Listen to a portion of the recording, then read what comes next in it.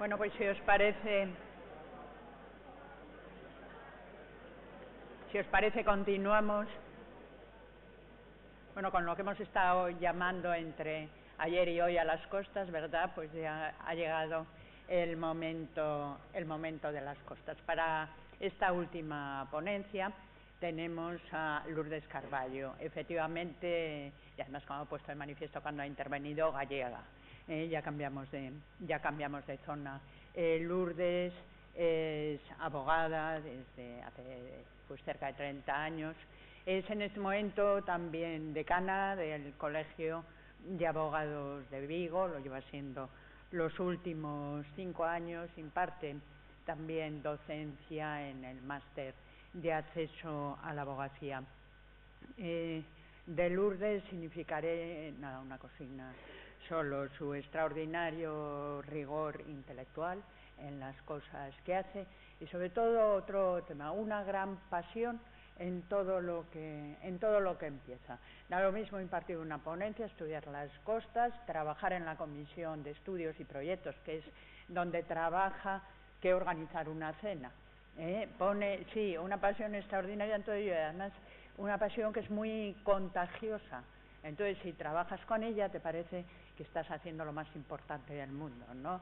En ese momento, y eso está muy bien, porque hace el trabajo pues mucho más ligero. Cuando la llamé, porque en la comisión de estudios a la que pertenece, pues yo sabía que habían tratado el tema de las costas, de las posibles reformas, y cuando la llamé a ver si podía venir, como os digo, está en Vigo, pues parecía que bueno, le había hecho el favor de su vida, ¿no? Cuando todos conocemos dónde está Vigo y lo que cuesta llegar. Así que muchísimas gracias, Lourdes, por todo ello, y cuando quieras, sin más. Bueno, buenos días a todos y todas. Bueno, lo primero, tengo que agradecer a la organización el haberme invitado, y especialmente a los directores de la jornada, a José Arzuaga y a Victoria, Vicky.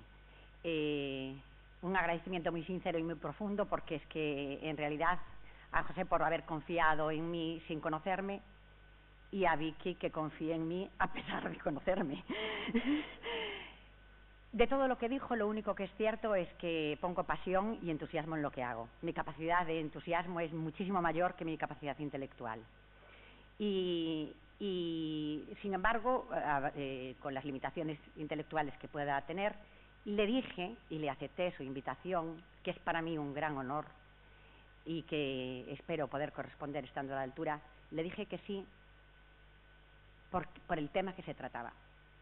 No porque yo crea que pueda abordarlo a lo mejor con más profundidad, con más rigor intelectual, con más técnica, porque yo, a fin de cuentas, no soy una experta en costas. No sé si habrá alguno. No tengo ningún tratado sobre costas. Nunca realicé ningún estudio profundo de costas. El conocimiento que yo tengo de las costas es el del ejercicio libre e independiente de la profesión. Yo soy una abogada. Antes decía de provincias, porque así me diferenciaba de los abogados de capital, que yo consideraba que eran los que podían trabajar para grandes firmas. Ahora, como las firmas están en todas las provincias, yo me autocalifico como abogada libre e independiente, porque de esa manera recalco que yo, en la selección de los procesos que llevo, cuando me puedo permitir el lujo de elegirlos, y en cómo los defiendo, pues solo tengo un jefe, que es mi propia conciencia y mi forma de llevar el trabajo. Cuando Vicky me llamó y me dijo que se trataba de unas jornadas de procesal civil que llevan 12 años, en la que participaban jueces, magistrados, letrados de administración de justicia, abogados, yo no podía decir que no. Para mí era una obligación estar aquí, aparte, ya digo, del honor, era una obligación, porque que las costas estén ocupando en unas jornadas de procesal civil exactamente el mismo espacio en tiempo que materias tan importantes y sesudas como la de, efectivamente, la cosa juzgada, que tan extraordinariamente ha sido analizada por quien me precedió, y cosas como la motivación, la carga de la prueba, que las costas estén ahí. Normalmente estamos acostumbrados a que cuando se habla de costas son en jornadas dirigidas a el procedimiento de tasación de costas, la jura de cuentas, cómo elaborar una nota de encargo, cómo reclamar los honorarios. Esto es lo que habitualmente debatimos sobre costas. Pero ya digo, que tenga aquí hoy el mismo interés que la cosa juzgada, pues es algo que hay que agradecer. Entonces, mi agradecimiento, además de haberme invitado, es a la organización por haber incluido el tema de las costas. Cuando llegué aquí me enteré que de repente se habló de costas en todas las anteriores ponencias, de lo cual me alegro, porque efectivamente las costas hoy tienen una relevancia importantísima. Una relevancia importantísima que es la que me llevó a aceptar esto, porque yo aquí quiero hacer una reflexión que estamos haciendo en el Consejo, una reflexión que a mí me gustaría que hicieran todas las personas que trabajan en justicia. ¿Y por qué creo que es importante esa reflexión? Bien, las costas hasta ahora poco importan a los órganos judiciales, a los magistrados o a los jueces. Poco importan porque están utilizando la aplicación de la imposición de costas pues con el criterio de vencimiento, pero muy automáticamente. Yo tengo un compañero abogado que dice, es que el juez llega cansado al pronunciamiento de las costas, llega agotado después de todo ese razonamiento que fue realizando a lo largo del proceso, tanta motivación, y cuando al final llega a esa conclusión, la tiene tan clara que dice, ¿pero por qué? Posición de costas, si hay un vencimiento. Y sin más. Y entonces le dedica 2 líneas al pronunciamiento de costas. Al letrado de Administración de Justicia, las costas, lo mismo. Le resultan incómodas, molestas. Son un procedimiento, acaban en un procedimiento de tasación de costas donde se pelea con todo el mundo. Se pelea con el letrado impugnante si le rebaja la cuantía de la minuta. Se pelea con el abogado impugnante si no accede a la rebaja de la minuta. Se pelea con los colegios de abogados porque nos pide que les mandemos los baremos y nosotros le contestamos, no tenemos baremos. Y entonces dicen, ¿cómo que no tenéis baremos? Pues los criterios, no podemos mandarle los criterios. Y entonces le explicamos cuál es nuestra situación respecto a los baremos, los criterios, y no la entiende.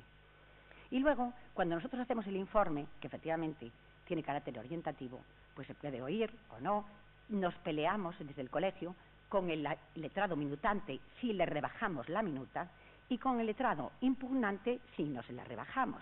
O sea, para los colegios también. Y entonces, al final, las costas, ¿a quién le importan? Bueno, pues, al final, las costas se traducen en lo siguiente. Las costas son la alegría de la semana de un abogado que venció y se las dieron y el disgusto de un mes del abogado que perdió y no se las dieron. Esto cuando son de entre 2.000 y 6.000 euros.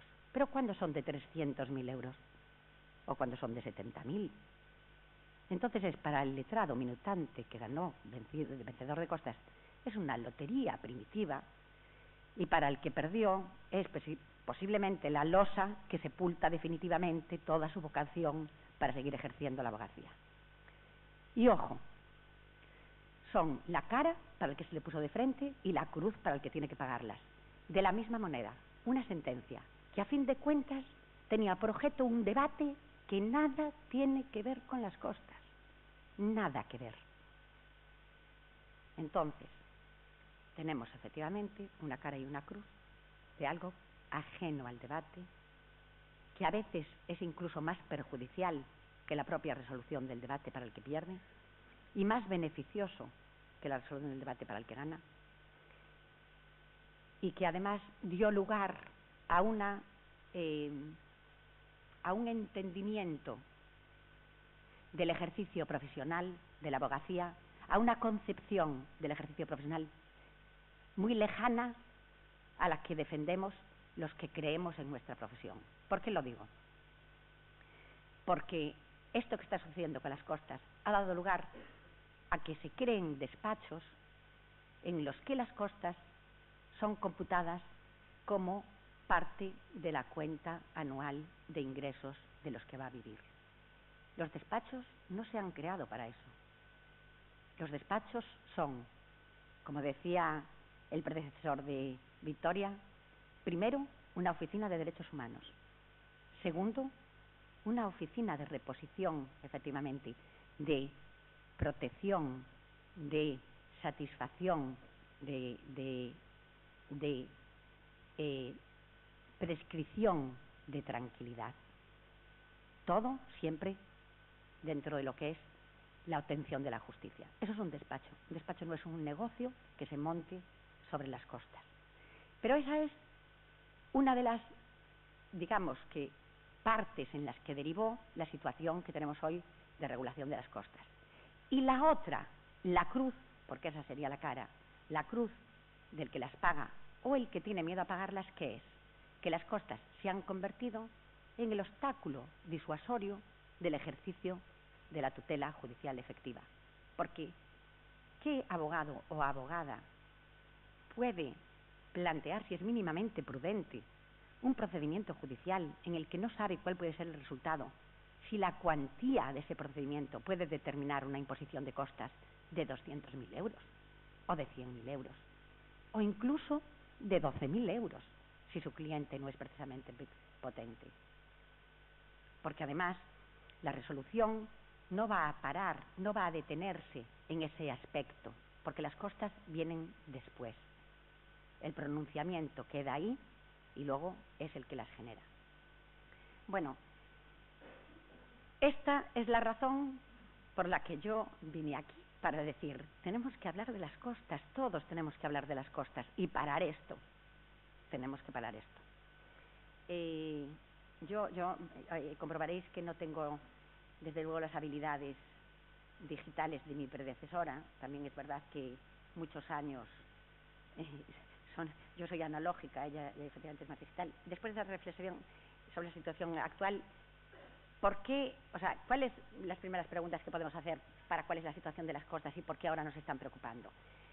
En cuanto a su finalidad, los conceptos y el pronunciamiento obligatorio, no hay ninguna duda. Esto es lo que tenemos, nada tendría que haber, nada influye aquí para que hoy tengamos un problema con las costas. La finalidad es resarcitoria. Está claro que los tribunales vienen ya manifestando cada vez que tienen que pronunciarse sobre costas en algún recurso de revisión, cuando ante ellos se ha planteado un recurso contra una tasación concreta, o cuando porque la única jurisprudencia con la que nosotros contamos es precisamente esa, la de los recursos de revisión que se plantean ante tasaciones de costas en las que una de las partes no está de acuerdo. Es verdad que tenemos jurisprudencia de todos los órganos, incluidos del Tribunal Supremo, porque el Tribunal Supremo también tiene que resolver los recursos de revisión que se presentan en las tasaciones de costas que se hacen por los recursos de casación, con lo cual esto nos da oportunidad de conocer cuál es la jurisprudencia incluso a nivel de casación, ¿no? Pero que está clarísimo, siempre es lo mismo, no es una retribución del abogado que vencedor de las costas, es un restablecimiento de una situación patrimonial del litigante que se vio obligado a acudir a un proceso judicial. Pero ojo, que se vio obligado, que el proceso judicial fue necesario, y para que se haya visto obligado y para que el proceso judicial sea necesario, lo lógico es que haya alguna intervención por parte del demandado, porque si no hay un obstáculo a cumplir una obligación o no hay una reticencia por parte del demandado o una mala fe o una temeridad, desde luego el pleito podría ser innecesario. De hecho, hay procedimientos que se plantean innecesariamente por más que luego venzan la acción y haya un vencimiento y una estimación íntegra de las pretensiones. Entonces, está claro que es un resarcimiento. Esto, efectivamente, es un resarcimiento de los gastos originados en el procedimiento, dentro del procedimiento. Desde luego, tienen que quedar excluidos cualquier otro gasto que no está en el procedimiento. La exclusión de gastos que no están en el procedimiento es lógica. Nosotros tenemos una tasación de costas y un procedimiento de jura de cuentas específico, con todos los privilegios que ello supone para el abogado que ejercita la jura de cuentas o que tasa las costas, precisamente derivados, un procedimiento especial derivado de que todo lo que está reclamando deriva del proceso en el que lo reclama y que por lo tanto el proceso ya incorpora todas las actuaciones realizadas, todos los actos, mejor dicho, porque actuación es más bien judicial, todos los actos que el letrado realizó, todos los escritos que realizó, la cuantía del procedimiento, el interés litigioso, el interés económico para el cliente, todo obra ahí y por tanto son esos los gastos. Y por lo tanto también es claro que el titular del derecho del cobro es el propio litigante, no el abogado, es un derecho del litigante. Bueno, pues esto, que es así, que parece tan sencillo, sin embargo está bastante pervertido. Está pervertido en el sentido de que se están planteando las cosas como una retribución, además de una forma muy descarada. Hay quien publicita pues que lleva los procedimientos cobrando las costas, o sea, ya introduce dentro de su publicidad su retribución como costas, o sea, hay como efectivamente una perversión ahí. También la hay en los gastos originados por el procedimiento, porque en realidad se está planteando esa retribución como yo hago todo una serie de actos de trabajos para el cliente, y luego le presento la demanda poniendo esa cuantía, yo metiendo esa cuantía sé que voy a tener estas costas, y entonces yo estoy cobrando, en realidad estoy cobrando lo que yo al cliente le he dicho que cuestan mis honorarios, pero no realmente lo que al cliente le iba a cobrar, ¿vale? Porque yo por ese procedimiento al cliente no le voy a cobrar eso. De hecho, también muchas veces publicito sin ningún tipo tampoco de complejos, diciendo yo voy a cobrarle 400 euros. Bueno, pues esa es la retribución que está diciendo usted que le va a cobrar por presentar el procedimiento. Entonces, ¿a qué viene que después tasen costas otra cosa, no? Y finalmente, el titular del derecho al cobro, que es efectivamente el litigante. Si realmente un abogado está pidiendo en tasación de costas una cantidad, es porque hay una parte que le corresponde a su cliente. Digo una parte porque efectivamente, como veremos después, en costas lo que yo paso no tiene por qué ser lo que yo cobro en la totalidad. Lo que no debería ser es que yo en costas cobre más de lo que realmente pase. ¿Entendido? O sea, una cosa es que yo a mi cliente le cobre por lo libremente pactado 3.000 euros y luego repercutan costas 1.500, y otra cosa es que yo al cliente le cobre 400 y luego pase en costas 2.500. Eso efectivamente desbarata todo lo que aquí estamos diciendo respecto a lo que son las costas en puridad. Que conste que esto que estoy diciendo a lo mejor no gusta a todos los profesionales de la abogacía. Es posible que a muchos les disguste, pero yo creo que es un error por parte de la abogacía pervertir las costas. Creo que es un error. Los conceptos, bueno, están clarísimos en el 241, cuáles son los conceptos por costas, pero el que realmente crea la confusión es el de los honorarios de la defensa. Es que en lo demás no estamos teniendo problemas. Bueno, luego apuntaré solo un problema respecto al de los peritos, que también a veces lo causa, ¿no? Pero en realidad el problema son con los honorarios. Cuando aquí, a lo largo de estas jornadas, salió el tema de las costas, estoy segura de que se estaba pensando solo en los honorarios de los abogados. O alguien estaba pensando en algo más. Entonces, el meollo está en los honorarios de los profesionales que estamos ahí defendiendo. Bien, este artículo 241 pasó por sus diferentes modificaciones, ya aprovecho para decirlo. El séptimo apartado fue efectivamente introducido, la tasa por el ejercicio de la potestad jurisdiccional. La tasa por el ejercicio de la potestad jurisdiccional, curiosamente, en un acuerdo del Tribunal Supremo del año 2006, por un acuerdo no jurisdiccional, se decidió eliminar la tasa judicial. Lo que ocurre es que el legislador luego la incluyó otra vez en el año 2011, luego la modificó en el 2013 para introducir la excepción para los procedimientos de ejecución de hipotecas, y ahora lo que la abogacía reclama respecto a este séptimo apartado sería la supresión absoluta, porque queremos un apartado especial precisamente para que trate el tema del consumidor, o si no, que se incluya también a las personas físicas, porque si ya están exentas del pago de tasa judicial por ser persona física, ningún sentido tiene que al final tenga que pagar, cuando litiga contra una persona jurídica, la tasa de la persona jurídica. Bien, el pronunciamiento de costas es obligatorio, absolutamente obligatorio, o sea, que no quepa la menor duda, el pronunciamiento es obligatorio. Puede no serlo en la jurisdicción social, porque la ley de jurisdicción social lo que establece es que podrá imponerse las costas, pero desde luego en el procedimiento civil ninguna duda tiene que el pronunciamiento es obligatorio. El 209 ya establece, que el fallo contendrá y va estableciendo todos los pronunciamientos, y desde el momento que utilice la expresión así como el pronunciamiento sobre costas, es que el así como no deja lugar a dudas de que es una de los obligados pronunciamientos. No establece el podrá pronunciarse sobre las costas. Ahora, siendo obligatorio el pronunciamiento de las costas, no es obligatoria la motivación. No es obligatoria la motivación, porque la motivación, tal como tenemos ahora nosotros regulado, la imposición de costas, solo se exige excepcionalmente para los casos en los que efectivamente se aplica alguna de las excepciones de las reglas generales. Entonces, no hace falta motivación. Lo recalco porque es también una de las reivindicaciones de la abogacía, que haya motivación. De esta manera habrá reflexión sobre las costas. Solo se reflexiona lo que estamos obligados a razonar, a motivar, a exponer y a conocer.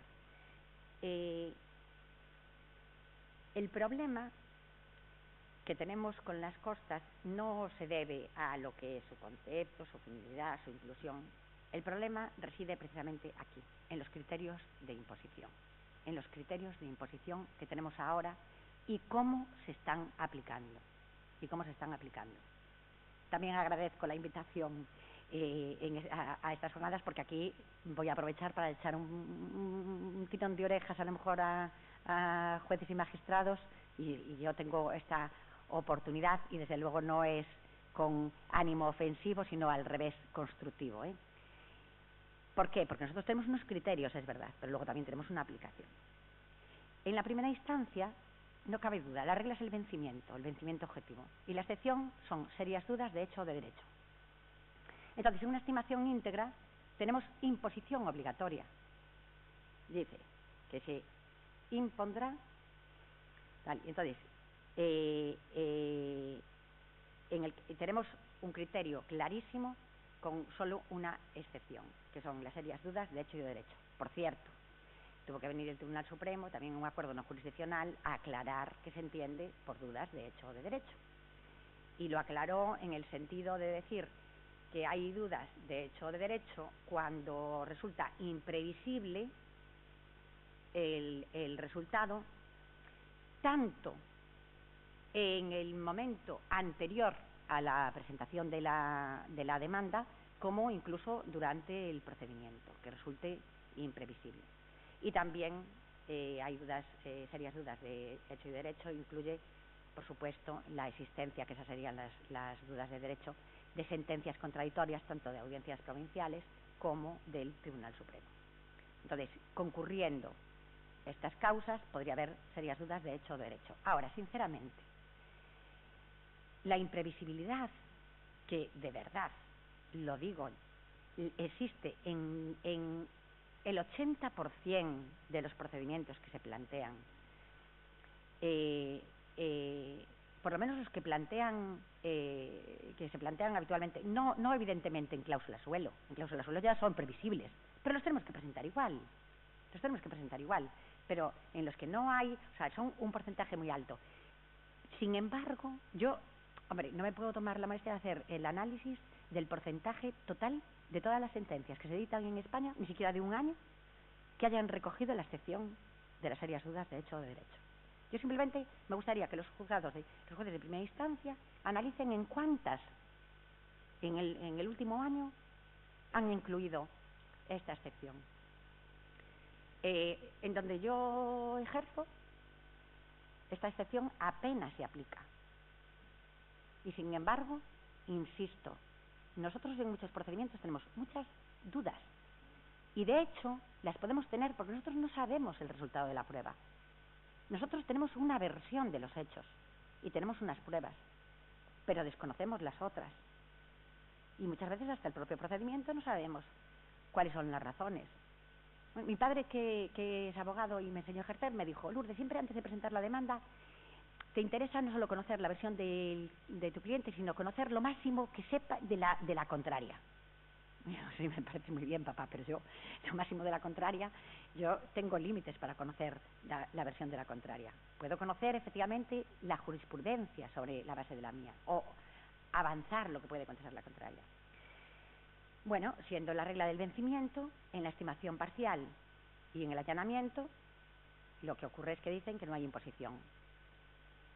En el allanamiento, dice el legislador, antes de contestar la demanda. Bueno, el allanamiento es una forma de contestar la demanda.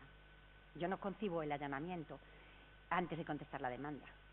No creo que yo pueda hacer un escrito allanándome y luego otro escrito posterior, a lo mejor pidiendo que no me impongan las cosas. El allanamiento es por sí una forma de contestar. Es verdad que el legislador estableció que el allanamiento después de contestada la demanda no es, bueno, pero me adelantaría. La regla es vencimiento, estimación íntegra, imposición, y estimación parcial y allanamiento antes de la demanda, no imposición. Solo una cosa más. Por si no fuera ya riguroso el precepto cara a la imposición, los tribunales no aprecian casi nunca la excepción y, sin embargo, incluso en las estimaciones parciales, si consideran que es sustancial, también las imponen. Entonces nos estamos encontrando con que incluso sin estimación íntegra, si se considera sustancial, se impone. Lo cual hace que el criterio de vencimiento se extienda incluso más allá de lo que es la estimación íntegra de las pretensiones. El precepto incluye el tratamiento de la temeridad. ¿Para qué? ¿Para qué?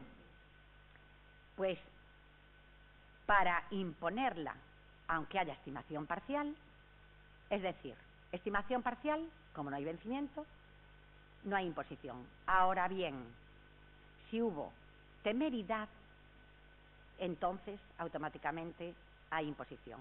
Pero solo habla de la temeridad en este precepto. Nos influye también el tratamiento de la temeridad porque en la limitación que tienen las costas respecto al tercio de la cuantía no se aplica cuando se litiga con temeridad. Y un último apunte respecto al tratamiento de temeridad es que cuando no es preceptiva la intervención del letrado y de procurador, de acuerdo con el artículo 31, pueden imponerse igual las costas, aunque no sea preceptiva, si el juez aprecia que ha actuado el litigante contrario con temeridad. Entonces, la temeridad es tratada en nuestro ordenamiento, en nuestra ley de procedimiento civil, para imponer las costas cuando no procederían en esos dos casos de estimación parcial y no intervención preceptiva, y también afecta para el límite del tercio. Pero también trata el precepto de la mala fe. O sea, la temeridad la relaciona con la estimación parcial, con el límite del tercio y con la inclusión de los honorarios del profesional, aunque no sea preceptivo. Y luego el tratamiento de la mala fe lo aplica para el allanamiento. En el allanamiento lo que establece es que aunque se allane la parte antes de contestar la demanda, porque es como así se expresa el precepto, se pueden imponer igual las costas si hay mala fe. Y la mala fe la presume si hubo un requerimiento previo de pago, incluso una mediación, tal. Es decir, el precepto habla de un criterio de vencimiento con una sola excepción, habla del tratamiento de temeridad para las estimaciones parciales y habla de mala fe para el allanamiento. No habla de los de temeridad y de mala fe. Es verdad que la línea, digamos que delimitativa entre la temeridad y mala fe no siempre es clara, pero bueno, siempre solemos relacionar la temeridad con una actuación un poco más objetiva, relacionada más con la negligencia, y la mala fe como la antítesis de la buena fe, relacionada con una actitud subjetiva, con un ánimo, con una intención, y más relacionada con el dolo. La temeridad más relacionada con el propio proceso, y a lo mejor más fácil de examinar por lo infundada que puede ser la posición procesal cara a los hechos y el derecho, y sin embargo la mala fe no siempre es tan evidente, porque pertenece a la esfera interna del sujeto y muchas veces conlleva un engaño, una ocultación de un hecho y a veces ni se percibe y pueden haber incluso sentencias dictadas en que alguien actuó de mala fe y no fue ni absolutamente percibido por ninguna de las partes. Aún así, ya digo, el precepto no hace la referencia a la temeridad hacia la fe en ambos casos, sino solo en uno y en otro, lo cual tampoco tiene mucho sentido, ¿no? Porque, sin embargo, en otras jurisdicciones siempre se incluyen las dos digamos que circunstancias de la temeridad y de la mala fe.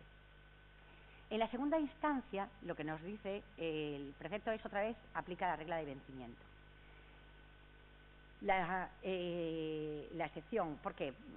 Vuelve a aplicar la misma regla sencillamente porque se remite al 394, con lo cual volvemos a las mismas reglas. Vencimiento, o sea, estimación de recurso, pues efectivamente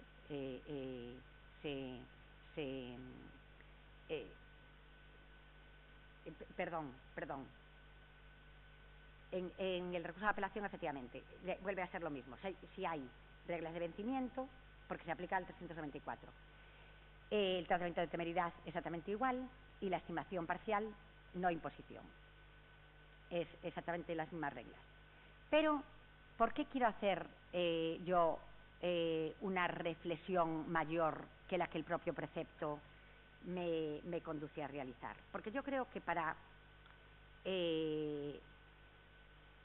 hacer una crítica seria del artículo 394, que fue aplaudido en su momento, porque cuando se publicó la Ley 1/2000, digamos que casi todo el mundo aceptó que se aplicara una regla de vencimiento y con una excepción, porque veníamos de una ley de enjuiciamiento civil en la que ya habían incluido el criterio del vencimiento,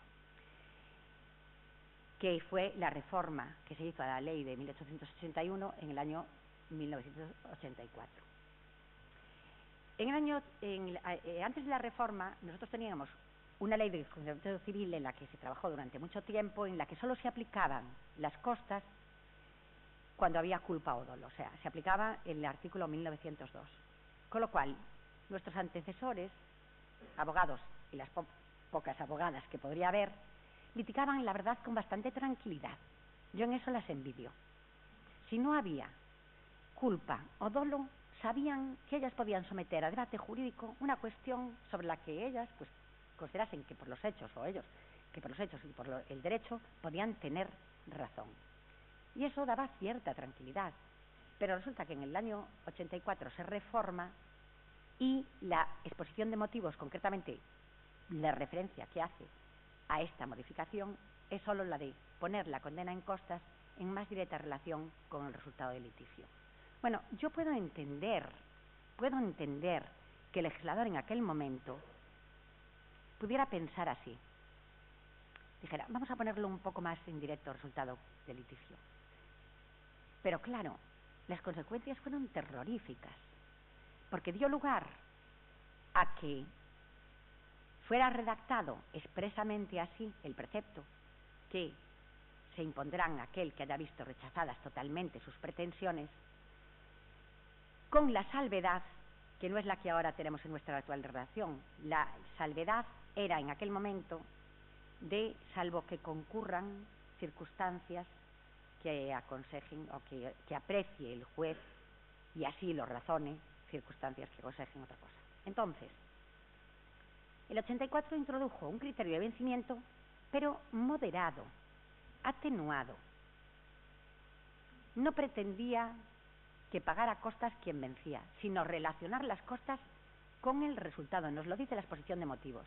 Y la propia redacción del 533 decía efectivamente así, salvo que el juez lo razone, voy a coger el precepto exactamente, salvo que el juez así lo razone y, a ver si lo encuentro, que no lo encuentro, 533, salvo que el juez, razonándolo debidamente, aprecie la concurrencia de circunstancias excepcionales que justifiquen su no imposición. El legislador del 2000 dijo, bueno, como tuvo éxito aquella fórmula, la vamos a plasmar ya en la nueva ley. Pero ojo, cambió muchísimo la cosa, porque en vez de dejar que la excepción fueran que concurrieran circunstancias excepcionales que justificaran su imposición, simplemente dijo serias dudas de hecho o de derecho, lo cual recorta muchísimo, porque en circunstancias excepcionales yo puedo meter todo, puedo meter las dudas de hecho, de derecho, puedo meter la mala fe, puedo meter la temeridad, puedo incluir todo. Luego, segundo, el legislador que vio la modificación, o sea, el juez que tuvo que resolver ya, de acuerdo con la reforma del 84, venía de no imponerlas. Tenía en su ADN que la consecuencia del vencimiento no tenía por qué ser necesariamente siempre la imposición de costas, y moderaba y aplicaba la excepción. Tan era así que en la ley de enjuiciamiento civil comentada por Carlos Vázquez y Luz Villeta, él decía que no estaba de acuerdo con esta modificación porque decía que, habiendo suprimido el criterio medieval de la temeridad y mala fe, medieval nada, la temeridad y la mala fe subsiste aquí entre nosotros, vamos, y crece, se desarrolla, se multiplica y no muere. O sea, y vamos, estamos recurriendo a la mala fe y a la temeridad hoy más que nunca. Bendito criterio.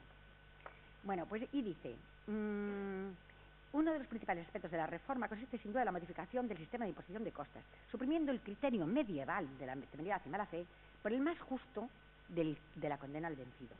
No obstante, se advierte aún una cierta reticencia a abandonar el sistema tradicional, ya que el párrafo faculta al juez a doblegar el nuevo principio rector, si razonándolo debidamente, en los considerandos del auto, pues considera que concurren circunstancias.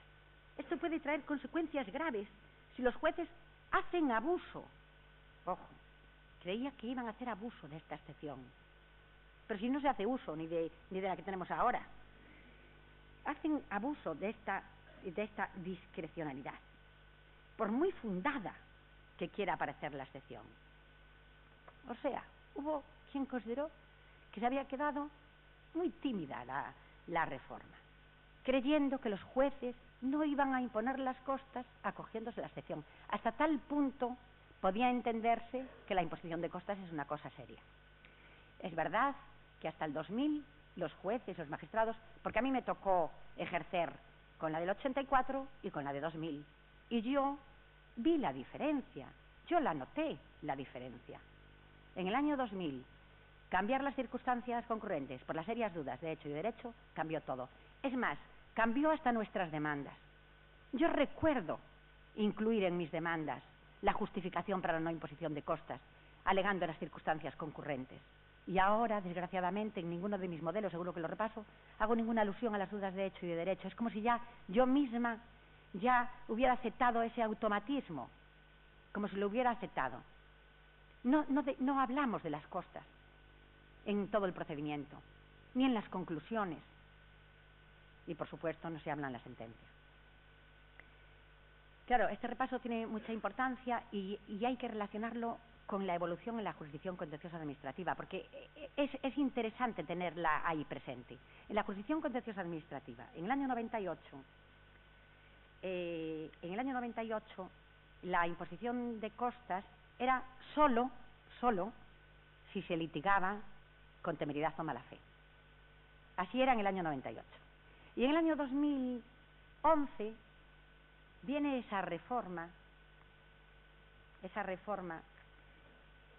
que, perdonad que tenga que echar mano porque yo no sé de memoria todas las leyes. Viene una reforma en el año 2011 en la cual precisamente cogen el criterio del vencimiento copiando textualmente la ley de enjuiciamiento civil en el sentido de que incluyen la excepción reglas de hecho, o sea, si no hay dudas de hecho o de derecho, pero ahí el legislador no fue como el legislador del año 84.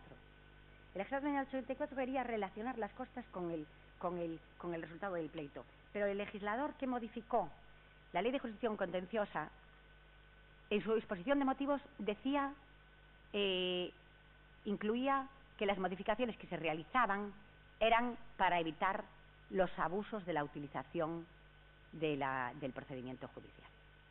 O sea, esa modificación viene directamente relacionada con la utilización de la vía judicial. O sea, directamente relacionada con el acceso a la justicia. O sea, directamente relacionada con el derecho a la tutela judicial efectiva.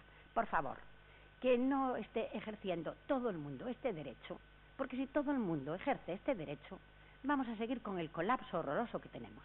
Así que la imposición de costas, claramente se puede decir que en la reforma de la Ley de Jurisdicción Contenciosa Administrativa tuvo un efecto disuasorio.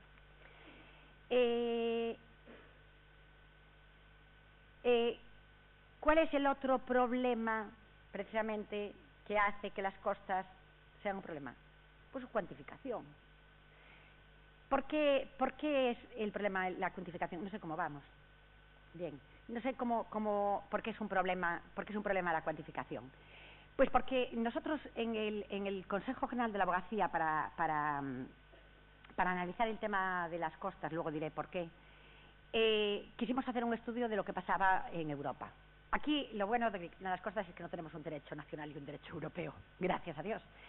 Pero sí queríamos saber qué pasa por ahí adelante con las costas.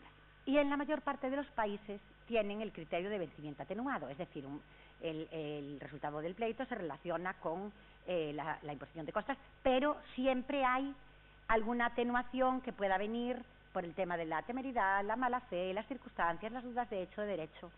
Pero ¿qué ocurre? Que no supone un problema porque la cuantía que se pasa a la parte contraria o la carga que tiene que asumir no es de las cuantías que se están barajando en nuestro país. Allí se relacionan con el equivalente al importe de la tasa, una parte de los honorarios, una parte de la cuantía. O sea, esa moderación es lo que hace posiblemente que no constituyan hoy las costas un problema. Nosotros en nuestro país, para criterios de cuantificación, tenemos legales muy poquitos, o sea, tenemos en el 394.3 el límite del tercio, que es un límite de cuantía que aplica ya directamente la letrada al letrado de la Administración de Justicia, porque efectivamente eso no entra dentro de lo que es la regulación de los honorarios, para nada, es simplemente un criterio legal, que ya vimos que hay casos con temeridad no se aplica. Luego, en los profesionales sometidos a tarifa o arancel, efectivamente tienen una regulación propia de las tarifas, y lo único que establece la ley para cuantificación respecto a los honorarios de profesionales que no están sometidos a aranceles o tarifas es que, como se regulan por sus propios colegios, se establecen pues que se pida ese informe. Eso es lo que establece la ley para criterios de cuantificación. ¿Y la jurisprudencia? Pues la jurisprudencia lo tiene muy claro. La jurisprudencia del Supremo en los recursos de revisión siempre dice lo mismo. Dice que los honorarios de un letrado son los que libremente pacte él con su cliente. Y que en costas lo que no se va a hacer es repercutir esos honorarios sin más, sino la carga que debe soportar el litigante vencido de esos honorarios. Y la carga que debe soportar se considera que es una media ponderada, razonable, dentro de los parámetros de la profesión. Entonces, esto es lo primero que tiene que meterse ya en la cabeza mis compañeros y mis compañeras. Los honorarios son los que yo le cobro al cliente. Y en costas, yo no puedo repercutir lo que haya pactado con ella. No puedo. Yo tengo que repercutir lo que razonablemente se considera que se puede repercutir. Y para determinar lo que razonablemente se puede repercutir, hay varias circunstancias a tener en cuenta. Pues la cuantía del procedimiento, la significación económica, la trascendencia, la entidad de los intereses, el trabajo profesional, la fase del proceso, los actos y los escritos realizados. Y evidentemente no es preceptivo el informe de los colegios. Hay que saber que los informes de los colegios son precisamente para determinar si son excesivos o no, atendiendo a todo esto. Bueno, digamos que estos criterios jurisprudenciales se repiten una y otra vez en todas las resoluciones que dicta el Tribunal Supremo, ya digo, en resolución de recursos de revisión. Pero, ¿qué pasa con el informe de los colegios de abogados? Bueno, nosotros pasamos aquí también nuestras modificaciones legislativas que nos vinieron también impuestas de Europa. En principio, nosotros, la ley de colegios profesionales permitía a los profesionales regular los honorarios mínimos en los casos, efectivamente, de que no hubiera arancel o tarifa o tasas. Pero en el año 97, con las medidas liberalizadoras, se prohibió fijar honorarios mínimos. Y en el año 2009, con la llamada ley Ómnibus, ya se prohibió terminantemente tener baremos de honorarios. Eso sí, lo que se estableció es, efectivamente, la prohibición de recomendación, porque se entendía que lo que tenían los colegios de abogados era un listado de precios de servicios, porque es verdad, así era, eso era así. Pero, como nosotros estamos obligados a emitir los informes, los colegios, a los juzgados, para resolver en las tasaciones y en las juras de cuentas, se permitió que los colegios elaborasen criterios orientativos a los exclusivos efectos de tasación de costas y jura de cuentas. Y entonces, estos son criterios que valen para los cálculos de los honorarios que realizan los compañeros a la hora de pedir la tasación de costas. Aplican estos criterios. Ahora nosotros tenemos un problema. La Comisión Nacional de Mercados y Valores nos dice que nosotros estos criterios no los podemos tener. Que nosotros tenemos que acordar, cada vez que llegue un asunto, tenemos que decidir si es excesivo o no, ya con un criterio que evidentemente tenemos, pero que no lo podemos escribir. Lo tenemos internacionalizado. Ahí es todo lo que queramos. Pero no lo podemos tener, ni compendiado. Porque la cosa empezó diciendo, no podéis tener criterios. Sí, criterios, sí. Es que además criterio puedo tener. O sea, se ponga como se ponga. No podéis difundirlos. Por eso no se los damos a los letrados de Administración de Justicia, porque lo tenemos prohibido. No podéis publicarlos. Los hemos tenido que sacar de nuestras páginas web. Es más, cuando hacemos un informe para el juzgado, nos están prohibiendo que digamos que lo hacemos según nuestros criterios, porque dicen que no podemos tener criterios. Tanto es así que hay 8 colegios de España que en este momento tienen un litigio con la Comisión Nacional de Mercados de Valores porque les ha sancionado por tener criterios.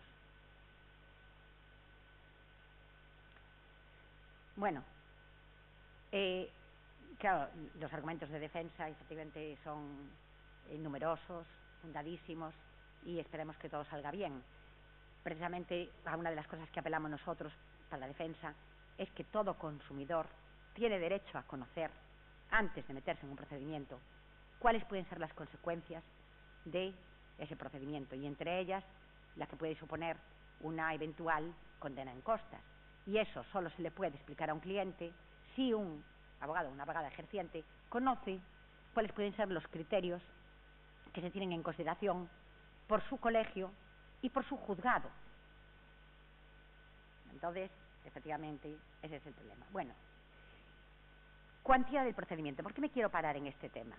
Porque la cuantía del procedimiento es uno de los criterios que más problemas está dando para la cuantificación de los honorarios. Todas las demás circunstancias para valorar, efectivamente se ve pues el trabajo que realizó el abogado, el tipo de procedimiento, pero la cuantía, ¿qué debemos tener? ¿Qué cuantía debemos nosotros considerar para elaborar unos honorarios o la carga de los honorarios que debemos pasar en costas?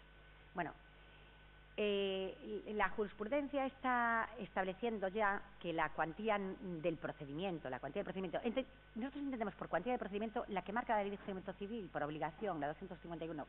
¿Qué ocurre? Que eso fue también un problema que introdujo el legislador en el año 2000, porque estableció unas reglas de cuantía que pueden valer muy bien para el procedimiento, pero no a lo mejor para las costas. De hecho, muchas veces nosotros decimos que la cuantía del procedimiento es 400.000, pero el interés económico de nuestro cliente es de 50.000.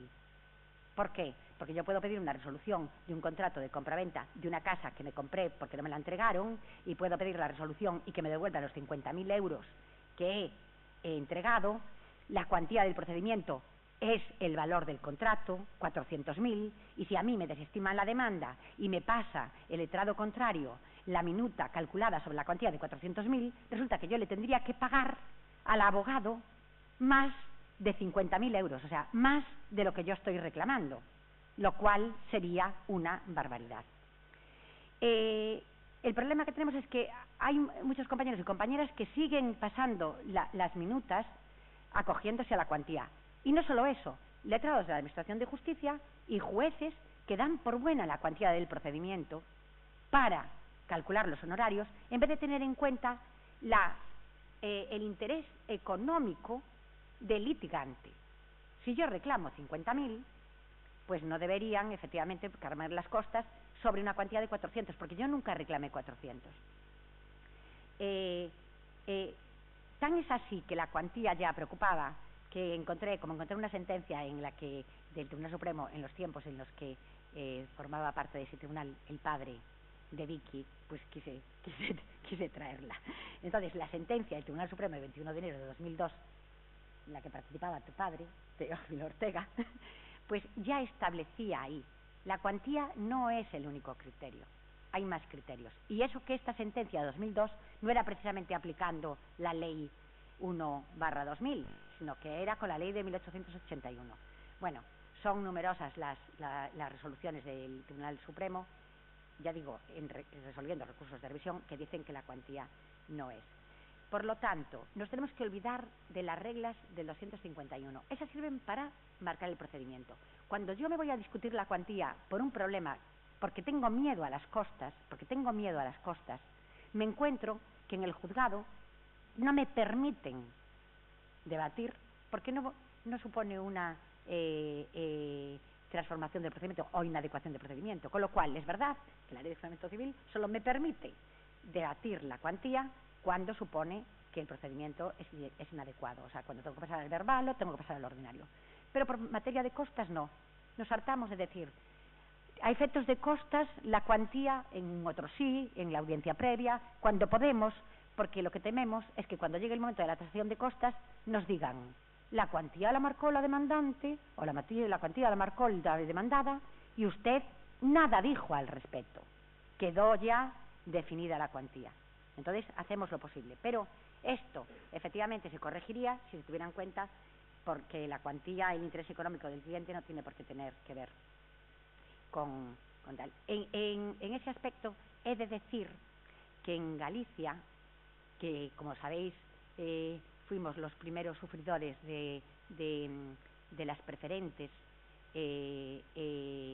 resultó que cuando se iban a promover demandas sobre preferentes, sabiendo que las cuantías eran del importe total contratado, y muchas veces era un importe importante, y que las reclamaciones, la mayor parte de las reclamaciones, iban solo a reclamar el resto no recuperado, porque recordáis que con las posibilidades de recuperación, la mayor parte de los preferentistas pues llegaron a recuperar entre el 60, 70%, 50%, dependiendo de cuál fuera el año de emisión de sus obligaciones o de sus preferentes, y de forma que solo iban a la reclamación por el resto que quedaba sin cobrar. Sin embargo, la cuantía del procedimiento tenía que ser la del contrato de preferentes.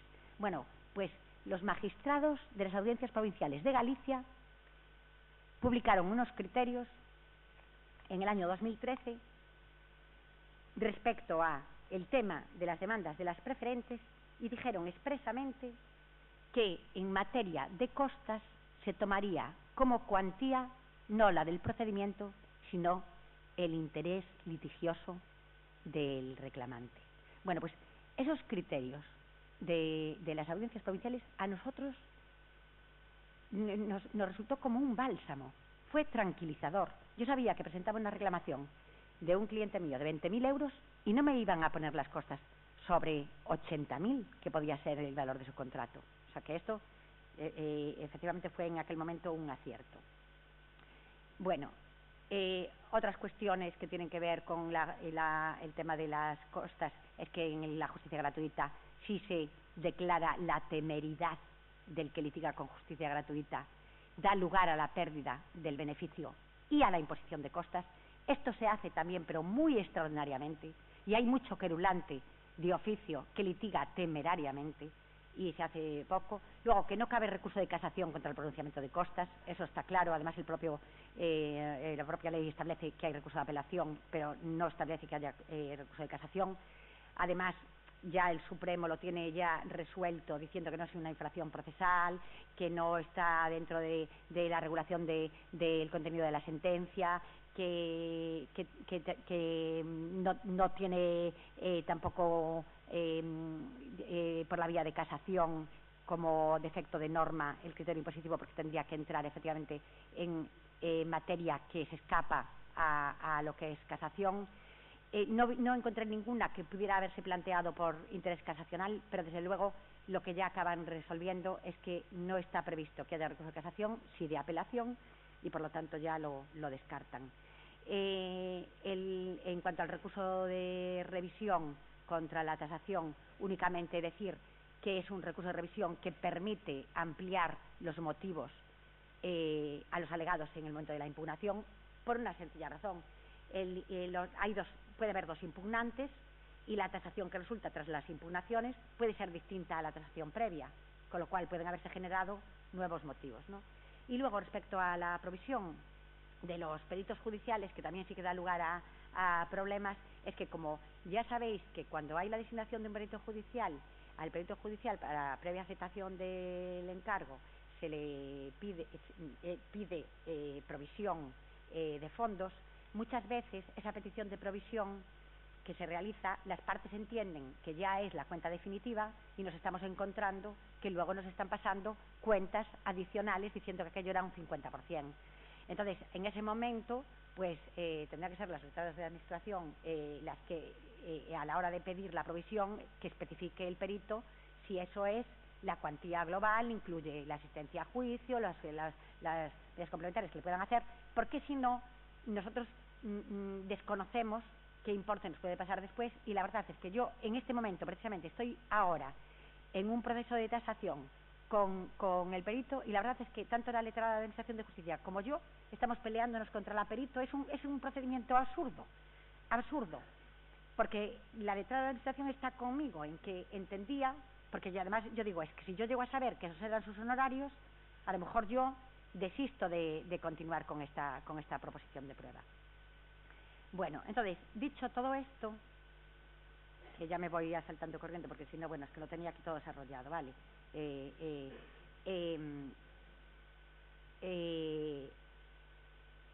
Llegamos a que toca modificar todo esto. Toca modificarlo. ¿Y por qué? Nosotros en el Consejo General de la Abogacía hacemos encuestas de vez en cuando sobre opiniones de los abogados y de las abogadas respecto a distintas materias. Y una de las que siempre sale es la de las costas. No sabemos si es que cogemos a la gente en el momento que recibe la encuesta, justo cuando recibió una sentencia que le condenaron en costas, fatídica, pero la verdad es que se quejan de las costas. Y es verdad, porque nosotros decimos, es que por culpa de las costas me están dejando a mí sin la posibilidad de debatir. Yo, si tengo miedo a estas costas, no voy a poder someter esto a una resolución judicial. La amenaza es tal que a veces es buena, porque nos sirve para apretarnos a negociar y a llegar a acuerdos, pero a veces es terrible, porque yo creo que es legítimo el derecho no solo a obtener una resolución judicial, sino incluso a probar cuál es el criterio de un juez respecto a una determinada cuestión. Es más, yo creo que tengo el derecho a cambiar el criterio que están teniendo hasta ese momento los jueces respecto a una determinada cuestión jurídica, como está ocurriendo. El Tribunal Supremo nos tiene acostumbrados a dar giros copernicanos respecto a determinadas cuestiones, pues desde el usufructo, en testamentos, en resoluciones de contratos. Ya no hablo de consumo, que les vienen dadas las digamos que modificaciones de sus criterios de arriba y desde Europa, sino de ellos mismos salen muchas veces el cambio de criterio. Entonces, ¿por qué tengo yo que someterme a lo que están dictando audiencias provinciales de otros sitios y yo todavía no tengo la de mi lugar y yo quiero probar esa fortuna porque creo que tengo un buen argumento para defenderla? Entonces, es tan legítimo someter al debate judicial. Es bueno, es sano, es lo mejor que puede tener un ordenamiento, un Estado de Derecho. Lo mejor. La cultura jurídica es la mejor cultura que hay. No hay cultura de paz, sino hay cultura jurídica. Entonces, la modificación tiene que suponer la supresión del obstáculo al acceso al Tribunal de Justicia a la tutela judicial efectiva. Tiene que suponer eso. Y solo si incluimos un criterio de imposición basado en la actuación de la parte contraria más que del vencimiento, lo tendremos. O sea, no puede ser el criterio del vencimiento. No puede ser el criterio del vencimiento. Tendría que ser, el resultado tiene que ver, pero con la mala fe, la temeridad, las dudas de hecho y de derecho, las circunstancias relevantes. Eso es lo que se defiende desde la abogacía. Por supuesto, un pronunciamiento siempre motivado. Si la imposición tiene que ser por el vencimiento, pero siempre que concurran mala fe, temeridad o dudas de hecho, derecho, circunstancias relevantes, el criterio de una imposición de vencimiento atenuado va a exigir siempre esa motivación. Siempre va a exigir esa motivación. Desde luego, la obligación de la reforma también viene dada porque no hay homogeneidad en los distintos órdenes jurisdiccionales. Hemos visto aquí cómo la Ley de Enjuiciamiento Civil trata la temeridad en unos casos, la mala fe en otros. Sin embargo, nos vamos a la jurisdicción contenciosa administrativa y habla de temeridad y mala fe conjuntamente, habla de circunstancias relevantes también excepcionalmente, y luego con eso pues superaríamos la concepción de las costas como negocio. En el año 2017 el Grupo Socialista planteó una proposición de reforma de costas, que no sé si es conocida en esta sala. Esa proposición que realizó el Grupo Socialista, que se quedó al final en nada, la realizó cuando era un grupo parlamentario y no gobernaba. Y ahora, gobernando, no siguió adelante con esta proposición de ley.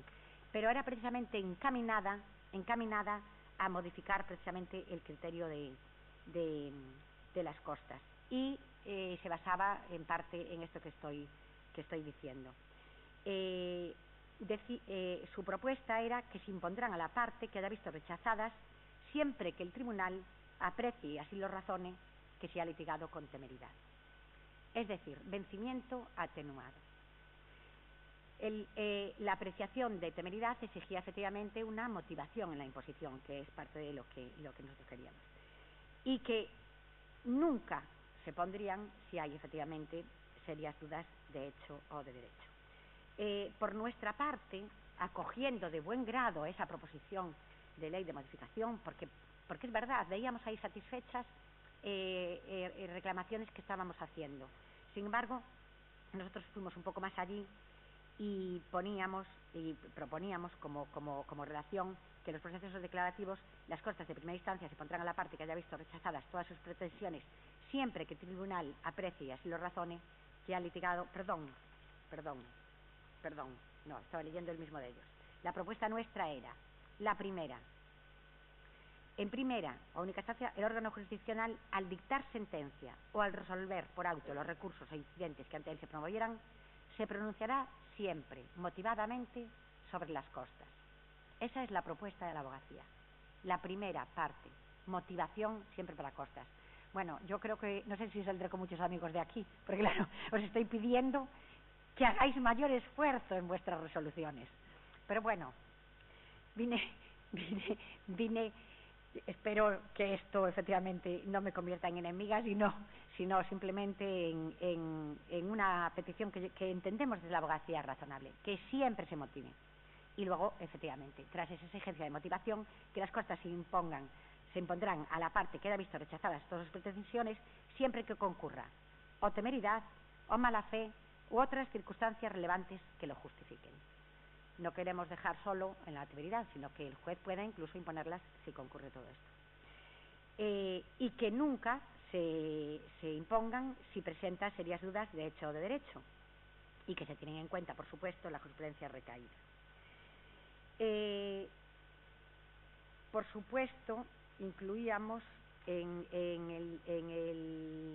el nuestro la exclusión de costas en materia de consumo, porque entendemos que efectivamente que en materia de consumo las costas tienen que tener una regulación especial, precisamente por el desequilibrio que hay entre las partes que litigan, porque evidentemente el consumidor tiene que hacer un esfuerzo cara a encarar un procedimiento bien distinto al que puede hacer la banca, la compañía de seguros o la empresa frente a la que se enfrenta, que seguramente contará con un asesoramiento jurídico ya, digamos que en nómina. Bueno, yo creo que me estoy pasando, ¿no? pero bueno, como ya sabéis y como ya anuncié, la razón de venir aquí era poner sobre la mesa las reflexiones que se hacen desde el Consejo General de la Abogacía, que atienden precisamente reivindicaciones de muchos abogados y abogadas.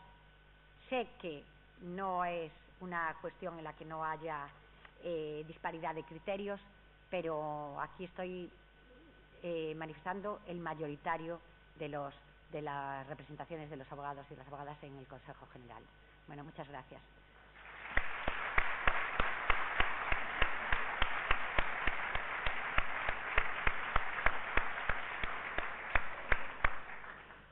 Bueno, Lourdes, muchas gracias a ti. Yo creo que ha puesto encima de la mesa los temas por los que precisamente hablamos tanto de costas. Un tema que tiene razón cuando dice que anteriormente, hace años, ¿no? Pues no era precisamente el tema de las reuniones procesales. Hemos visto el tema del vencimiento y ahí está el quid. Lo ha centrado en cuanto a la regulación de la ley en el nivel de la exigencia del vencimiento y en la necesidad de la motivación, ¿no? Y ya ha indicado de lo que será partidario generalmente. Y sobre todo, pues bueno, pues nos ha puesto también encima de la mesa de dónde pueden venir ahora los problemas y por qué estamos hablando de eso, ¿no? Por todo un grupo de asuntos derivados efectivamente de la materia de derecho de consumo que ha creado en un momento determinado una configuración distinta, esa concepción de las costas como negocio puro, como motivación de la creación de despachos que todos conocemos, lo cual da un actuar distinto al que veníamos estando acostumbrados, y luego la inseguridad jurídica que produce el no tener a efectos de costas unos determinados criterios.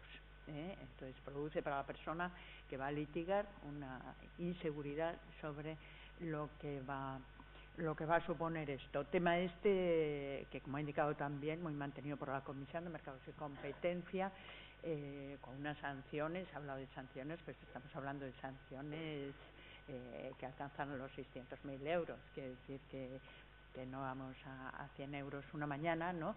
Sino una cosa tremenda, y que en realidad pues personalmente creo que se podría arreglar muy fácilmente con un simple añadido en la ley de enjuiciamiento, cuando se habla de la regulación de las cosas, es decir, a cuyo efecto se procederá a publicar unas normas por quien fuera. ¿Qué pasa? Que esto se viene sustituyendo por lo menos en el orden jurisdiccional, contencioso administrativo, por el propio pronunciamiento del juez, en la propia limitación en la sentencia, ¿no? Que no sé si es el medio más idóneo. Bueno, estos son todos los asuntos que se han puesto encima de la mesa y seguro que podemos cambiar impresiones sobre ello en el rato que nos queda. Sí. Irene, sí.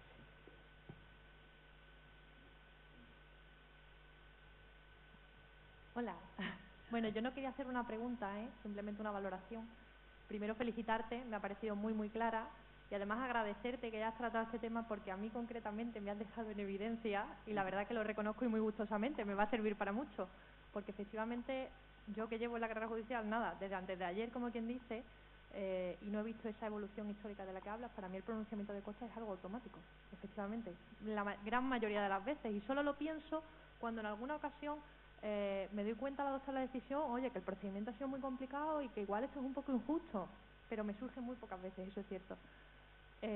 También me parece que tiene mucha importancia que hayas hablado de esto porque como vienen también letrados y procuradores y demás, yo también noto eso que tú has comentado, no se hace ninguna valoración de costas por parte de los letrados, también por eso entiendo yo que yo realizo ese pronunciamiento tan automático, simplemente se dice imponga las costas. De hecho, incluso en cuanto a la cuantía de los procedimientos, que ahora en los procedimientos de cláusulas abusivas y demás sí que intentan que se fije la cuantía y demás, yo me acuerdo que la primera vez me sorprendió. Digo, ¿la cuantía por qué? Si el procedimiento va a ser el mismo. Claro, si a mí me toca un letrado, yo que soy además muy de hablar, yo no digo esto es así, yo digo, ¿y eso por qué? Y entonces, bueno, a mí me lo explica, no sé qué, entonces yo lo entiendo y digo, uy, eso es importante, pues la fijamos, ¿no? Y ahora no me extraña, pero es verdad que al principio me extrañaba. Y sí que noto pues también lo que comentabas, que los letrados parece que no le dan mucha importancia, con lo cual nosotros tampoco. Entonces me parece que ha sido una conferencia muy necesaria, simplemente te lo quería agradecer por eso. Vamos, a mis dudas no me han quedado. Muchas gracias.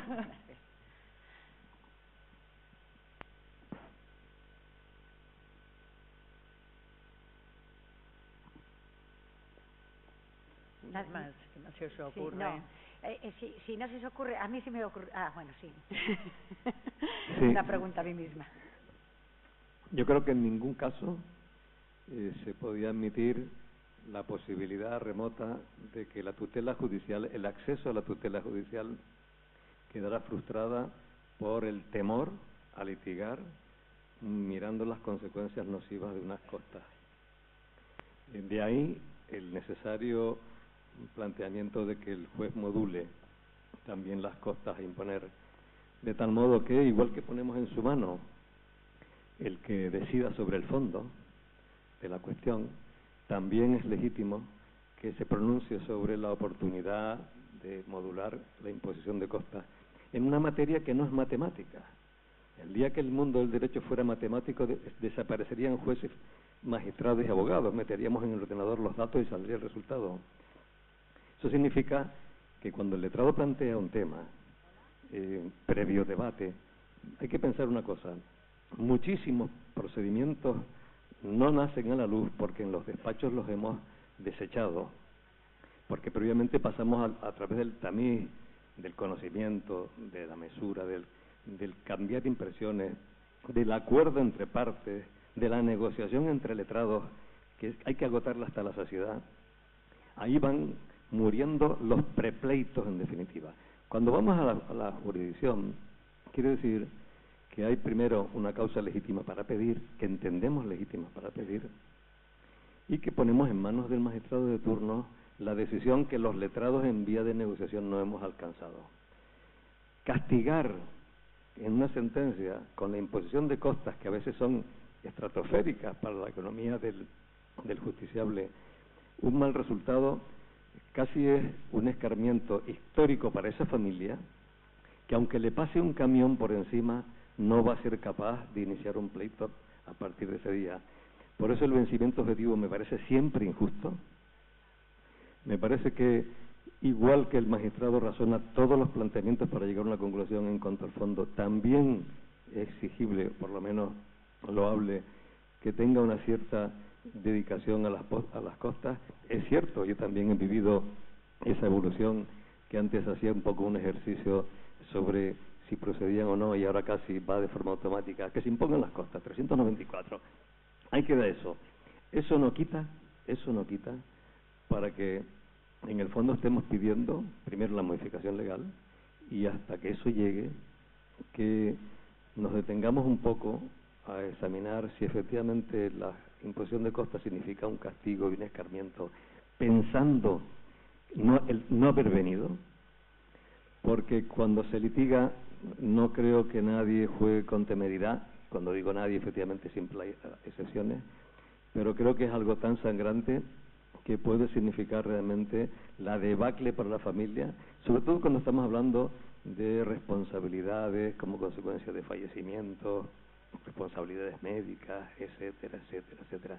Hasta tal punto de que recuerdo que como los jueces en Sevilla de los contenciosos han resuelto que cuando la administración no contesta a las reclamaciones previas, no se imponen las costas. Eso no ha llegado a otros estamentos, pero creo que lo que en definitiva quiero dejar sobre la mesa es que sí me encantaría que desde la judicatura se modulara, se sopesara la imposición de costas huyendo del sangrante aldabonazo del vencimiento objetivo. Muchas gracias. Yo creo que desde la judicatura lo que están haciendo es intentando hacer esa moderación ya en fase de tasación, creo. O sea, es verdad que que muchos juzgados incluso no atienden el informe que haga el Colegio de Abogados y consideran que pueden, a su criterio, aunque no sean excesivos cara a los criterios del colegio, pues en los juzgados sí están moderando. Es verdad que por donde hay que empezar es por la imposición. Y luego, efectivamente, llegará también la moderación, porque incluso aun con imposición atenuada puede haber problema otra vez también en la cuantificación. Quiero decir que no se debe olvidar, primero es eso, que la imposición no sea automática, sino vencimiento, pero porque concurren otras cosas. Y segundo, en la cuantificación, que se den cuenta todos los profesionales que lo que le cobran al cliente no es lo que se le puede cobrar a la otra parte en costas. Yo puedo llegar a un acuerdo con mi cliente que le cobro la mitad de lo que obtenga. Yo tengo esa libertad ahora. Ahora, yo lo que no puedo pretender es que la carga en costas suponga eso. Y luego, claro, las fórmulas son varias. Es verdad, no solo en contencioso, en social tienen que la propia sentencia marca el importe de las costas, establece el máximo. En social tenemos eso. En el contencioso tenemos eso. A lo mejor en civil es más complicado. El sistema americano, la reclamación de los gastos es una reclamación más dentro de todas las que se hacen. Se presenta los minutos o los honorarios y se debate todo. Se debate el derecho principal más los accesorios. Y entra todo debate. Y luego a lo mejor se dice, pues, que pague la parte, pues, la vencida, pues el tercio de esto. Sí, habría que estudiar fórmulas, pero desde luego tal. Y el caso sangrante, y que todavía no tiene solución, es el que demanda, por ejemplo, por vicios decenales, contra 5 partes: constructor, arquitecto, aparejador, delegado de seguridad, los que sean, y ya no digo si hay 3 arquitectos, 2 constructores, y resulta que lo que reclama son unas unidades de 8.000 euros, desestiman la demanda, pues a lo mejor por una prescripción, y tiene que pagar las costas de los 6 a los que ha demandado, y el límite del tercio es para cada uno, con lo cual paga más de costas que lo que reclamó. Esos son casos sangrantes que permite la redacción o sea, lo que tenemos hoy, la regulación actual, lo permite. El límite del tercio tendría que ser para todos los litigantes. O sea, pero o sea, hay efectivamente, claro, es que tampoco da para hablar de todo, pero es como eso, como ahora lo que exigen que se tenga en cuenta que los pleitos masa no se pueden cobrar igual. Perdón, yo podré hacer una demanda basada en un modelo que tengo. Podré hacer mi demanda basada en un modelo que tengo. Pero el juicio, yo ese juicio tengo que ir y celebrarlo completo y defender a esa persona. Y cuando yo planteo esa nueva demanda, vuelvo a tener una responsabilidad profesional respecto a ese cliente. Entonces, porque lo digo porque ahora se está utilizando también lo de la demanda masiva. La demanda masiva para no cobre usted tanto porque son demandas masivas. Bueno, no, la demanda será masiva, la demanda es de modelo, pero el juicio no es masivo. Estamos celebrando cada juicio.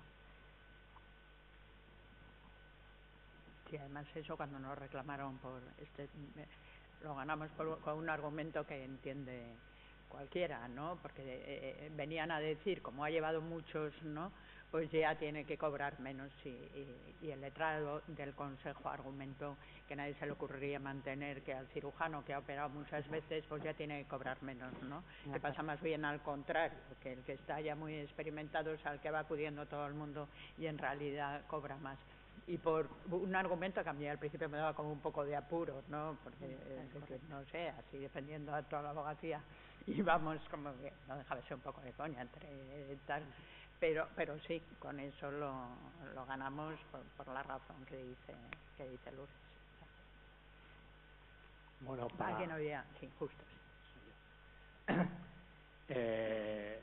Me ha parecido muy ilustrativo todo lo que se ha puesto de relieve aquí y quería poner de relieve, no sé, supongo que sí se dan más casos. Yo no me leo las sentencias de los demás compañeros, supongo que los de la audiencia tienen más conocimiento de cómo van las sentencias.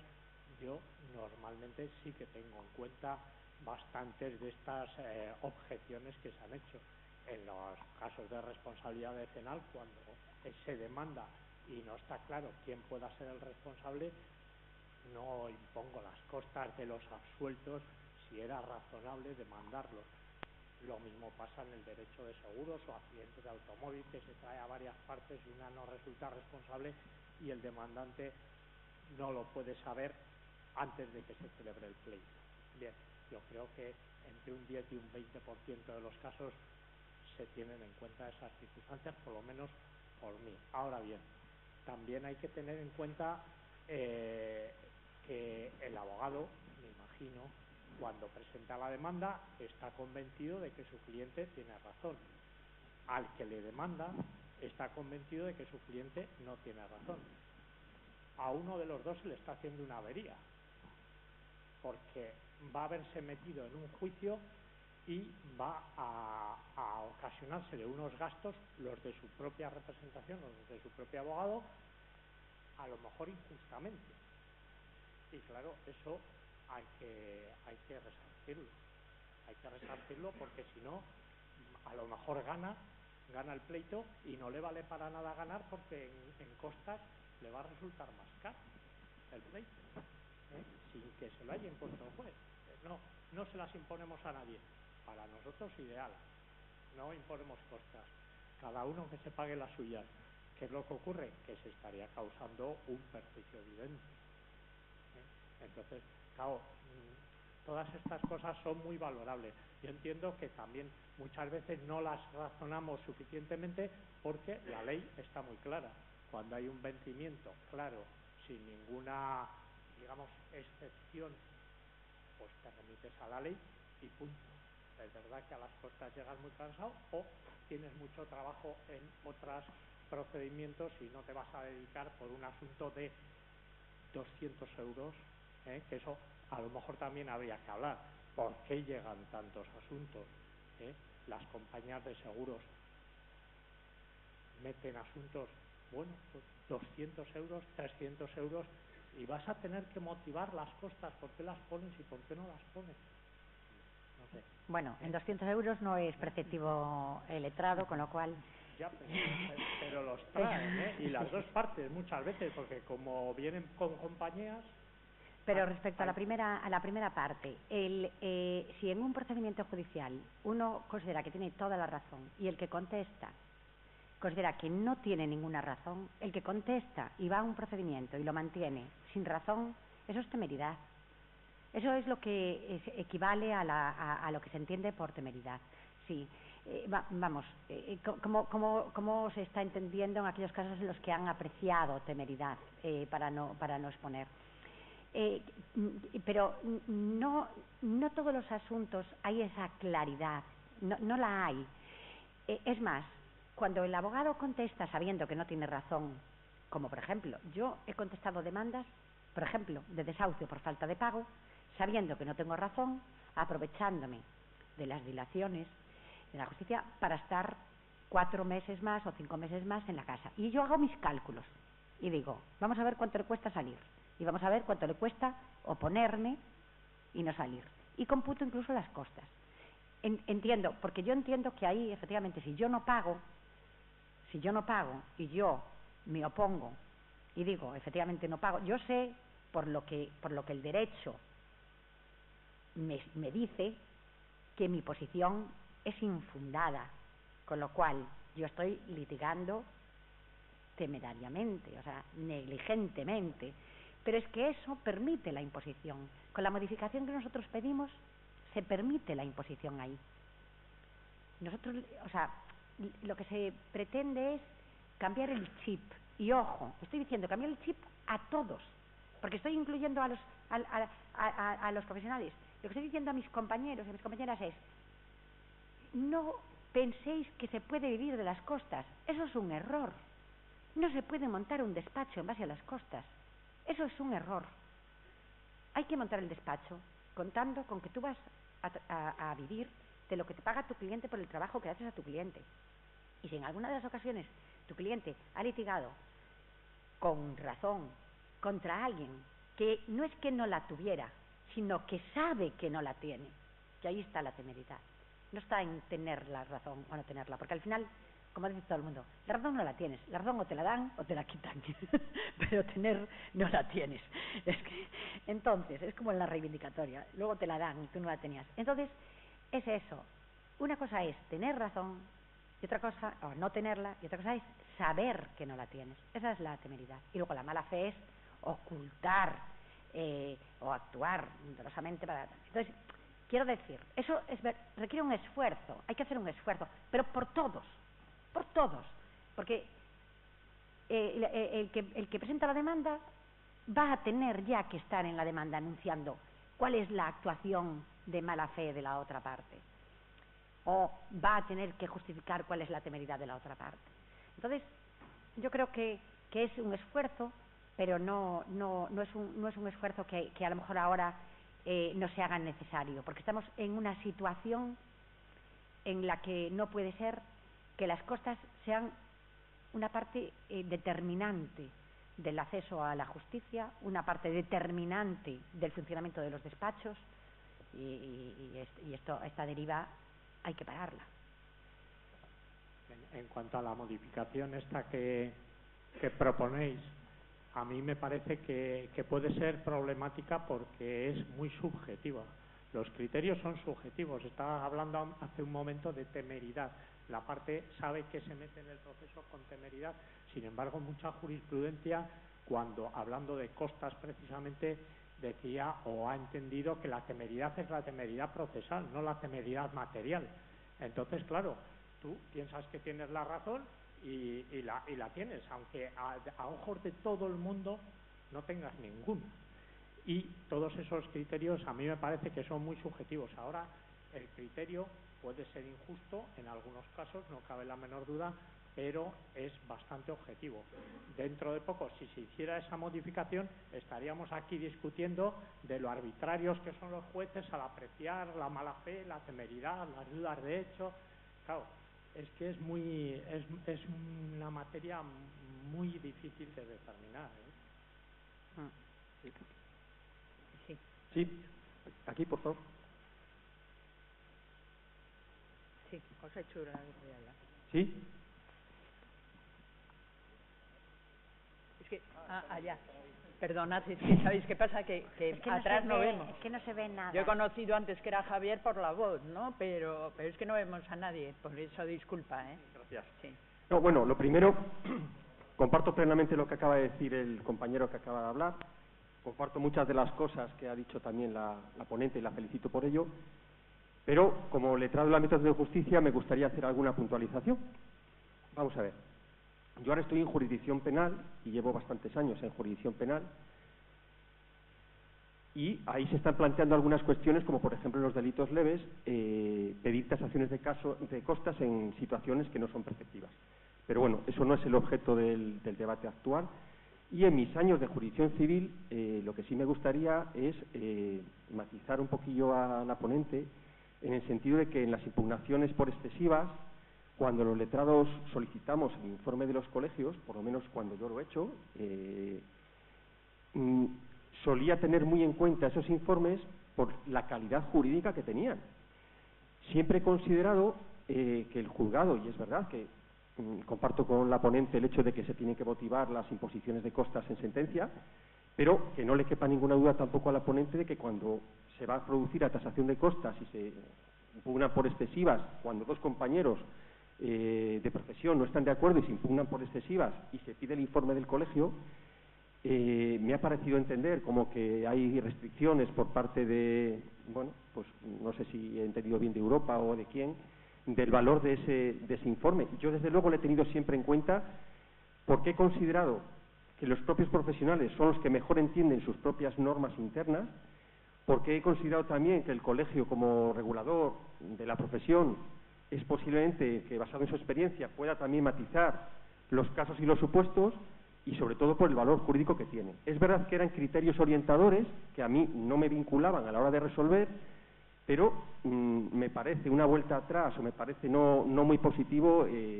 que a partir de ahora, pues como me ha parecido entender, los colegios cada vez pues bueno, tengan más restricciones para poder hacer ese tipo de informes que yo siempre he defendido muchísimo por su calidad jurídica.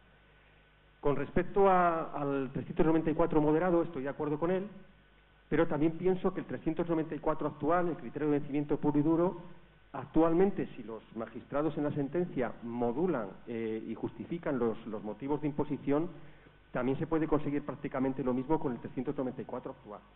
Y al final, quizá, el 394 más moderado se pueda reducir al caso concreto. Es lo que hablábamos antes en la ponencia anterior, cuando efectivamente se ven, sobre todo en materia de consumo, situaciones en las cuales se están parciando demandas, ¿no? Que al final habrá que estar al caso concreto para ver si hay mala fe o no, y en consecuencia también creo que el 394 actual, sin ser modificado con el criterio de vencimiento actual, también posibilita que los letrados, cuando valoramos las impugnaciones de las costas por indebidas o excesivas, también modulamos. Es decir, no hace falta que el 394 nos lo diga, sino que cuando llega el momento de resolver una impugnación por excesivas, lo hacemos, sin duda. No sé qué opina la ponente. Sí, mira, respecto a lo de los informes, sí, yo estoy de acuerdo. Yo ahora soy decana, pero antes de ser decana ya estaba en la Junta del Colegio y precisamente yo estaba en la Comisión de Honorarios. Y de una de las cosas de las que estaba orgullosa con mis compañeros de Junta era de que en los juzgados de Vigo siempre se tasaban las costas después de las impugnaciones, o sea, tasaban las costas tras las impugnaciones, los entonces secretarios y secretarias acogían lo que nosotros decíamos en nuestro informe. Nosotros estamos encantados de tener unos criterios y de informar conforme a ellos. El problema es que es la Comisión Nacional de Mercados y de la Competencia la que nos lo prohíbe. Tenemos requerimientos de que no podemos tener criterios. O sea, nosotros estamos ahora trabajando. Nosotros, el Colegio de Abogados de Vigo recibió la semana pasada un requerimiento Perdón un momentito que le interrumpa. Quiero decir, por lo que me ha parecido entender de la ponencia, si se considera que los propios profesionales no pueden tener criterios, o por lo menos no los pueden escribir, con menos motivo lo tendremos en el juzgado. Es decir, quiero decir que es un poco, no sé si la palabra es surrealista, que las personas que regulan la profesión, que hacen unas normas, y su propia palabra lo dice, orientadoras, y que justamente, pues como cualquier pericial en cualquier procedimiento, ayudan tanto al magistrado a resolver como a nosotros, por ejemplo, en este caso, en el tema de las costas, se pongan en entredicho y se lleve la carga de poder interpretar eso a órganos judiciales, en este caso a letrados de la Administración de Justicia, ¿no? Sí. No sé qué opinas de esto. Sí, pero hay un problema. Nosotros hemos trabajado con baremos que efectivamente eran una regulación de precios, y es verdad que con la liberalización de los mercados quedó establecido que un colectivo, o sea, un cuerpo, nosotros somos una corporación, no puede establecer unos precios porque eso supone que no hay, efectivamente, para el consumidor libertad de competencia porque todos le van a cobrar lo mismo. Bien, entendido esto, que era además la razón por la que había que suprimir cualquier regulación de precios, por parte, no solo lo tenemos nosotros, lo tienen todas las profesiones y en todos la regulación de mercado.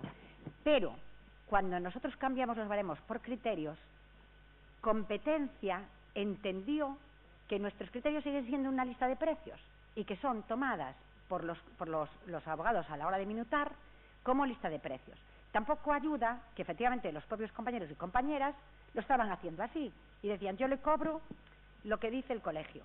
Claro, si alguien le dice a un cliente que le cobra lo que le dice el colegio, llega a competencia y dice, oye, que estáis marcando los precios. Y decimos, no, nosotros no marcamos los precios. Otra cosa es que alguien decida que pone de precio lo que nosotros tenemos como criterios para informar en el tema de costas. Pero esto es una cosa que se escapa a nuestra voluntad. Cuando nosotros tengamos las resoluciones que tengamos que tener con competencia y por fin se nos deje tener nuestros criterios, que ya digo, los criterios los tenemos. O sea, nosotros cuando nos piden un informe, nos reunimos en la Junta y emitimos un informe en base a criterios. No hay otra manera de emitir un informe que base a un criterio. Entonces, los tenemos, lo que no nos dejan es publicarlos, difundirlos, tenerlos colgados en la página web y compendiarlos. O sea, no nos dejan eso, pero criterios claro que tenemos. Y luego, respecto a la otra parte, a la modificación del 394, me permitirá, Vicky, decir que nosotros, yo estoy en la comisión de estudios y a nosotros nos llegan proyectos. Había un proyecto ya dije, del Grupo Parlamentario Socialista, metiendo la modificación del 394, y entonces llega a nosotros nos piden informe, y entonces nosotros en el Consejo General de la Abogacía, que es de la abogacía, somos abogados y abogadas, y entonces hacemos como los abogados y abogadas. Pedimos lo más para que nos den lo más, lo del medio o lo menos, o nada, como pasa a veces. Entonces, si a nosotros el legislador nos dice, ¿cómo legislarías esto?, vamos a ir siempre a lo más. A lo más. Y ojo, a lo más pensando que es lo mejor para nuestros clientes, para la justicia, aunque suponga un esfuerzo, ya digo, importante para todos. Sé que es un esfuerzo importante para todos. Y con la mala fe y la temeridad y las circunstancias han tenido que lidiar los jueces que ejercieron desde el año 1881 hasta el 1984. Y han lidiado, es verdad que pocas costas se impusieron. Pero también digo que el día que las costas sean moderadas, que el día que la gente aprenda que las costas son moderadas, que no se puede decir que a tu cliente le cobras 400, luego meter en el pleito una cuantía superior para que te dé la minuta más y luego cargársela a lo contrario. Yo con esas prácticas estoy totalmente en contra. Pero si las costas fueran 400, ya veríamos que ya hablaríamos menos de lo del criterio de imposición, de a quién se le imponen, de tal, ya hablaríamos menos. Seguro. Están las dos cosas relacionadas, el criterio de imposición con la cuantificación, muy relacionadas.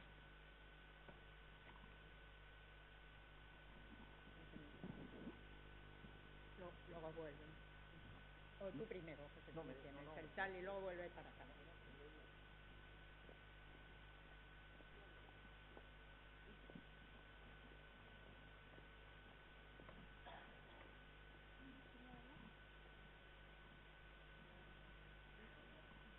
Bueno, buenos días, enhorabuena por la ponencia, y en este caso voy a intervenir desde otro punto de vista porque somos letrados de la Administración del Gobierno de Cantabria. Nosotros sí que al realizar las minutas o las tasaciones de costas también utilizábamos los criterios orientadores del colegio, pero también nos ha llamado siempre la atención, y lo hemos comentado entre compañeros, por qué siempre se basa en el interés económico del asunto, no ya en la cuantía del procedimiento, que es cierto que se puede discutir, como has dicho, en relación con el interés económico de ese asunto, pero es que incluso consideramos que una tasación de costas basada solo en el interés económico del asunto, que al final partiendo de ese criterio orientador siempre lleva a la cuantía, y por eso ahora quería intervenir, no nos parece ni siquiera que refleje la realidad. Hay asuntos en los que nosotros podemos estar defendiendo un mismo acto, como puede ser una comprobación de valores, en el que el valor del bien sea 50.000 euros porque estemos hablando de un garaje, y el esfuerzo intelectual, la responsabilidad es la misma que cuando defendemos un asunto en el que una comprobación de valores es de un local comercial de 5 millones de euros. Nosotros entendemos que el único o la mayor responsabilidad que puede conllevar es precisamente el miedo a perderlo en costas, porque como se basa exclusivamente en el interés económico del asunto, pero sin embargo no desde el punto de vista de una complejidad jurídica. Entonces, aunque introducimos otro matiz más de cara a la subjetividad, entendemos que esta cuestión también debería abordarse en una futura regulación. Y lo mismo, y de paso en relación con otras cuestiones que se han suscitado cuando hay más partes en el procedimiento, también a nosotros nos suscita, y aunque es cierto que en el orden contencioso administrativo podría pasar lo mismo en el civil si se ejerciera por el perjudicado en vez de una acción de responsabilidad patrimonial, la acción directa del seguro, en aquellos supuestos de las reclamaciones de responsabilidad patrimonial en el que un ciudadano o un particular ha sufrido un daño como consecuencia del funcionamiento de un servicio público, estoy pensando en este caso en el servicio sanitario, en el que el Servicio Cántabro de Salud tiene directamente contratada una póliza de responsabilidad con una compañía de seguros y que el ciudadano que plantea la acción ni siquiera sabe que nosotros vamos a llevar al proceso a la compañía de seguros y que en caso de que se le desestimen todas sus pretensiones va a haber la condena en costas y le vamos a pasar minuta a los dos por una cuantía elevada y sin ni siquiera una condena solidaria, con lo cual van a ser 2 minutos independientes. Nada más. Sí, el interés económico, que es una circunstancia más a tener en cuenta, con la complejidad, con las actuaciones realizadas. Lo recalqué para distinguirlo de cuantía. Vale, yo digo, si algo económico o patrimonial tiene que tener en consideración a la hora de ver lo que se le puede repercutir en costas, no debe ser la cuantía del procedimiento, sino el interés del cliente. Comprendo perfectamente lo que dices porque me pasa a mí. Yo puedo tener un procedimiento en el que reclamo pues 100.000 euros y me da muchísimo menos trabajo que en el que reclamo 3.000. Pero mi única responsabilidad no son las costas, mi responsabilidad es mi responsabilidad también profesional. Yo si meto la pata en un procedimiento en el que reclamo 100.000 euros, mi responsabilidad profesional ante mi cliente va a ser por 100.000 euros. Si reclamo 3.000, mi responsabilidad será 3.000. Entonces, yo cuando asumo un trabajo, no solo asumo un trabajo material, intelectual, sino asumo una responsabilidad que va a ir luego sobre mi patrimonio y que también influye en cómo atienda yo ese trabajo. Yo, prefiero, porque yo soy muy temerosa, aunque parezco aquí pues, relativamente valiente, yo soy bastante temerosa. Prefiero llevar 1.000.000 de pleitos de 1.000 euros a un pleito de 1.000.000. Yo no dormiría hasta que se terminase ese pleito. Hasta que se terminase. Solo pensar que en la sentencia pudiera recogerse en algún momento por la parte demandante no se acreditó, es que ya me muero. Ya me muero. La insuficiencia probatoria, vamos, me suicido. Entonces, esto, es como, yo qué sé, como si a un médico, ya haciendo las comparaciones, le dicen, pues, quitar una verruga vulgar que le dio muchísimo trabajo y a lo mejor una operación de corazón en la que tiene ya todos los artilugios y tal, tiene todo, le dio menos. Pero, oye, en una tenía la vida sobre la camilla y en la otra tenía una verruga en un pie. Entonces, claro, hay una responsabilidad y eso es carga de tal, no es lo mismo. Por eso el interés económico del cliente tiene mucho que ver. Y cuando en el año 84 el legislador quiso relacionar el vencimiento con el resultado, yo creo que estaba pensando en las dos cosas. Estaba pensando en el resultado de vencer y en el resultado de patrimonialmente cómo quedaba. Por eso yo creo que el interés económico nos influye a la hora de hacer nuestro trabajo, de verdad nos influye. No es la misma carga que tienes de conciencia y de peso de un procedimiento de mucha cuantía, no solo por las costas, sino por tu propia responsabilidad.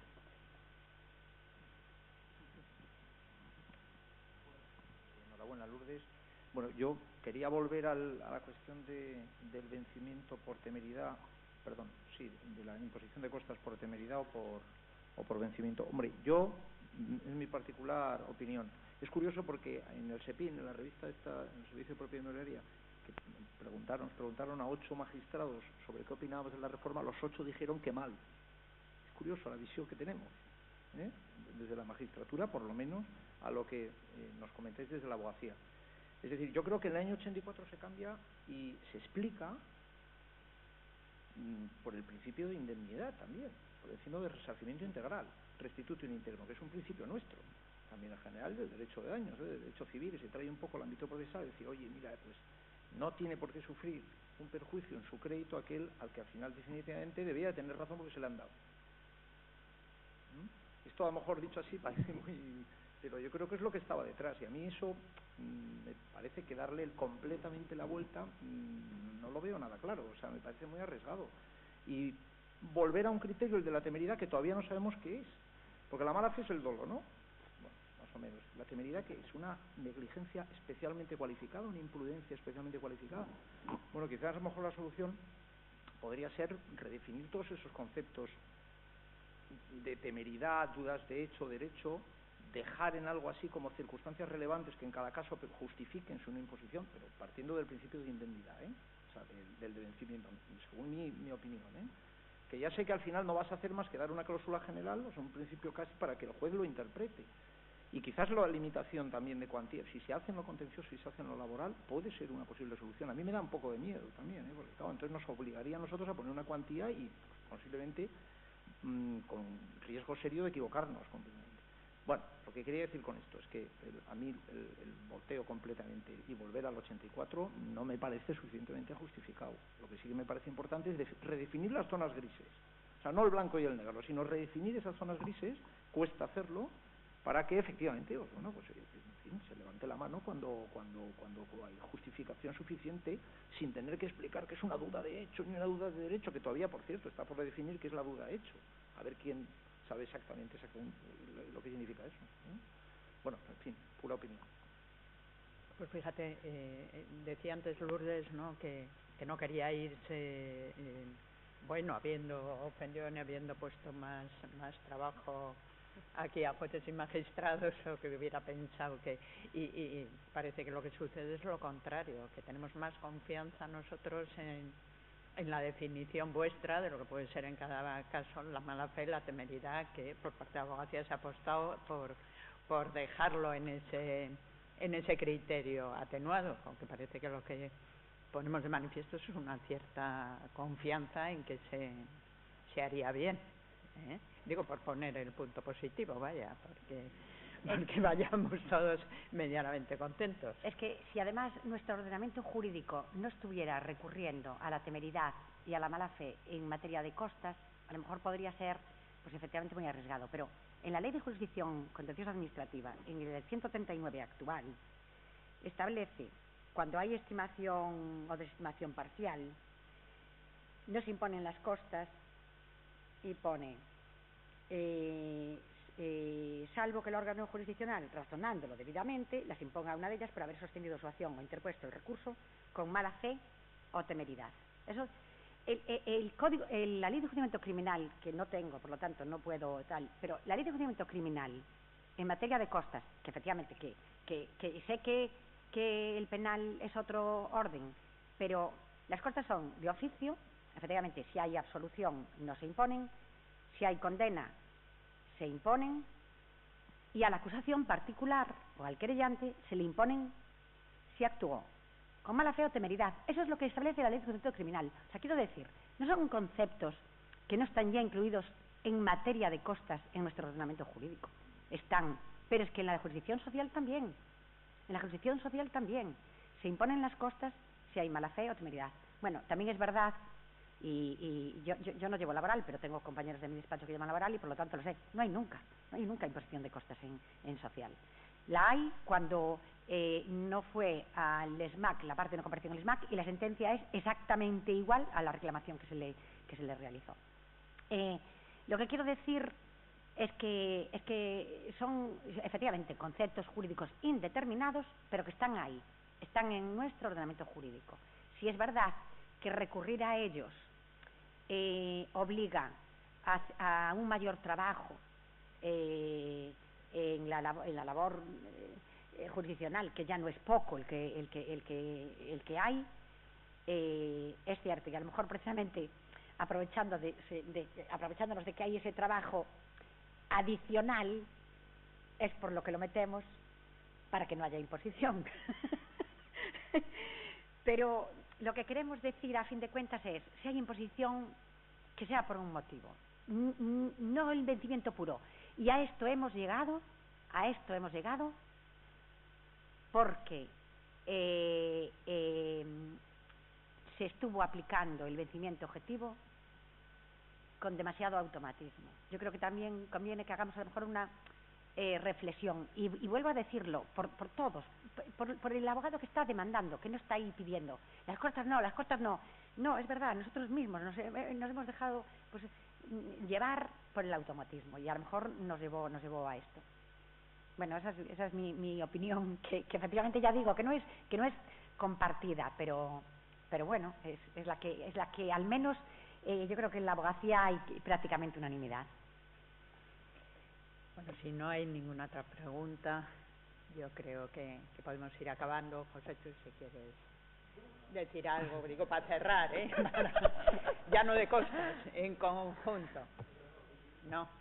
Bueno, pues oye, que hemos acabado entonces, como estaba aquí, me toca decir, hemos acabado las jornadas. Yo creo que hemos tenido ocasión de compartir, bueno, muchas opiniones sobre temas que son de interés. He tenido la suerte de oír unas ponencias magníficas los dos días, y que el año que viene pues volvemos. Es la 13ª, no sé quién decía ayer, hombre, habrá que cambiarlo, pero vamos, ¿quién dijo miedo? Haremos la 13ª sin duda. Muchísimas gracias a los ponentes, pero de verdad muchísimas gracias sobre todo a todos vosotros.